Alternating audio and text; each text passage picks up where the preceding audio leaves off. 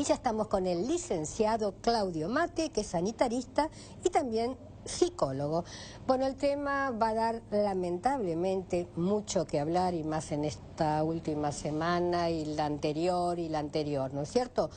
Va a hablar acerca de las adicciones, y puntualmente el tema es familias adictivas. Y este es tu tema, porque lo dominás muy bien. Por favor, desasnanos a todos. Bueno, en particular el tema de familias adictivas, si es un tema que tiene muchos años de trabajo, Sí. yo te diría que es como una de las novedades, como uno de los puntos donde está haciendo foco hoy lo que se está mirando en el mundo para prevenir este megalombo, que es un problema epidemiológico pandémico. Bien.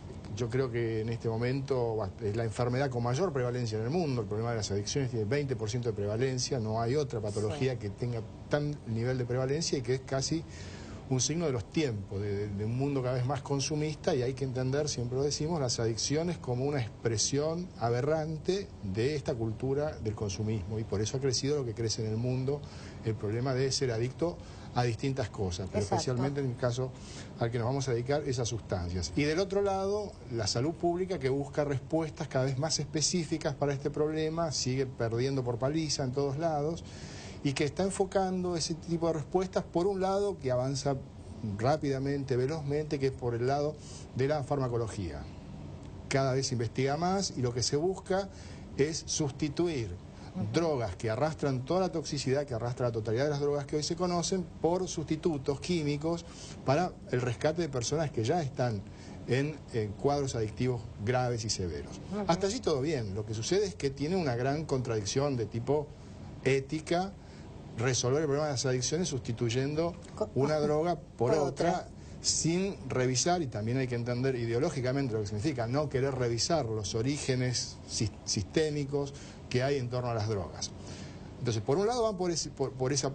Y del otro lado, como un foco de resistencia, comienzan a mirar obviamente las causales de tipo social, e incluso las que tienen que ver con las familias, tratando de ser cada vez más precisos, que es un punto débil de las ciencias sociales, de darle predictividad a sus estudios, a sus análisis, a la manera en que enuncian o relatan un problema. Entonces han encontrado cada vez más en buscar ciertos enfoques, que podríamos llamar enfoques de riesgo, cuáles son las variables que se repiten con mayor recurrencia en los entornos de las personas que después resultan más vulnerables o con mayores probabilidades de contraer problemas con drogas o alcohol. O sea, por ejemplo, hablábamos hace un ratito, ¿no es cierto? Que quizá el chico que toma o que se droga es como el chivo expiatorio de una familia que puede tener otro tipo de adicciones. Sería esa la lógica de encontrar no solamente el problema de la corteza cerebral, que vamos a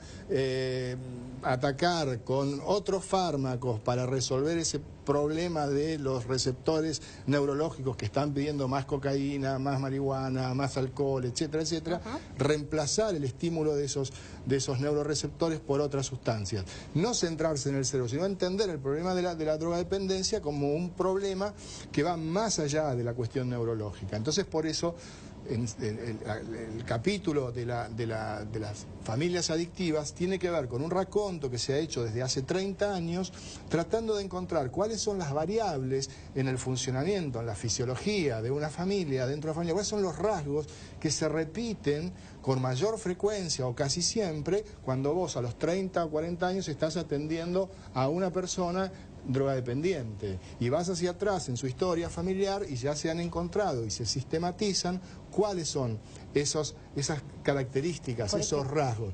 Por ejemplo, hablábamos hace un ratito del tema de los límites.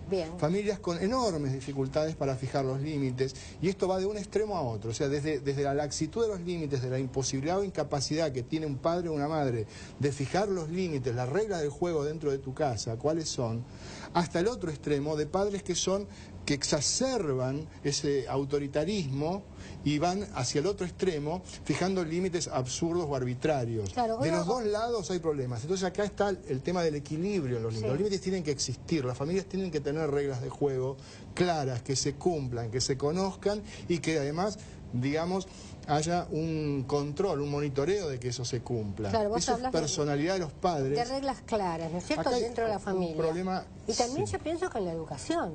Bueno, Porque eso, lo que te digo, esto se puede extender. Si, por ejemplo, una maestra no tiene reglas claras para sus hijos, tampoco va a tener reglas claras para sus alumnos. La institución educativa podría ser el segundo ámbito socializador en el que también hay que mirar esto. Y hoy hay un debate muy profundo con respecto a los métodos educativos y estas cuestiones. Entender el rol de ámbito socializador de un lado y de otro.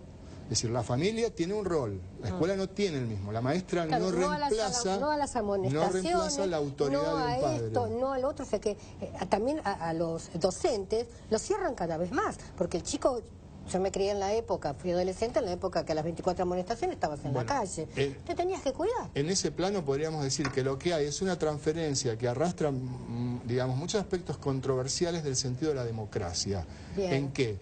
Y esto lo va a discutir algunos pedagogos para un lado y otros para otros. No es especialidad de la pedagogía, pero sé y he conversado muchísimo con ellos y he trabajado en muchos planes educativos dentro del sistema formal de educación.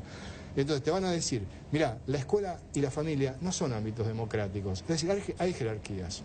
Y si no los hay problemas. En una casa yo no le puedo decir a mi hijo, hoy duermo yo con tu mamá y mañana te toca a vos. Son roles que tienen que estar definidos y hay una jerarquía. Y entonces también se discute en la educación si el mantenimiento de esa jerarquía es iatrogénico, produce una enfermedad o es necesario, y la iatrogenia se produce a partir de que esa autoridad se desconoce o se desdibuja.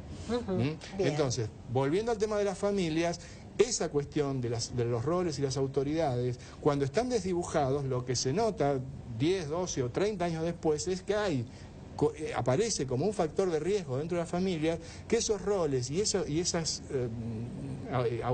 líneas de autoridad no esté clara dentro de una familia. Exactamente. Ese es uno de los factores dentro de las familias activas. Charlando, porque esto da para mucho más.